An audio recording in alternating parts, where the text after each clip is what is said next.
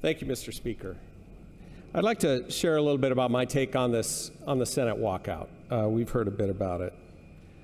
I think, in truth, both parties share responsibility for this walkout. And I believe wholeheartedly we should be working to find common ground in everything that we do, and we should not be forcing a highly partisan agenda that is opposed by a huge part of the state. It's true the democratic process in Oregon allows a majority to pass whatever partisan agenda it wants, with or without the cooperation of the minority party. But should it? Is that good leadership? Is that how Oregonians expect their government to work?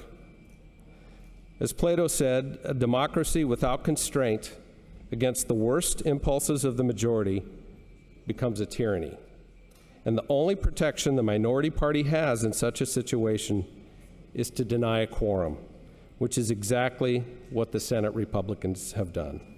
Whether we like it or not, a walkout is part of the democratic process.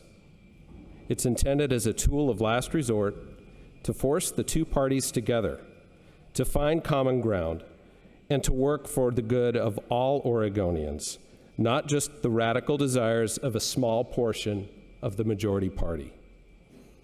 Unfortunately, the Democrats do not appear willing to compromise. In particular, they're pushing three extreme bills without input from the Republicans who represent nearly half of this state. House Bill 2002, an extreme abortion and gender-affirming bill which denies parents' rights. House Bill 2005, which is by many accounts an unconstitutional gun bill. And Senate Joint Resolution 33, which enshrines gender-affirming rights in our Constitution.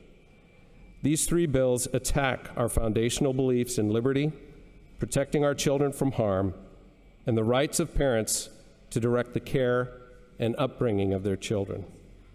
We need to remember that the Democrats won the majority in the House by about 5,000 votes. The Senate majority was decided by a similar margin. This is a deeply divided state politically. And our leadership must respect that and lead by seeking common ground. I urge the Senate to come back together, drop these extreme bills, focus on a common ground agenda. That is what Oregonians expect. It doesn't serve the people of Oregon to ram through purely partisan bills with an extreme agenda at the expense of good bipartisan bills that would help all of Oregonians. Thank you.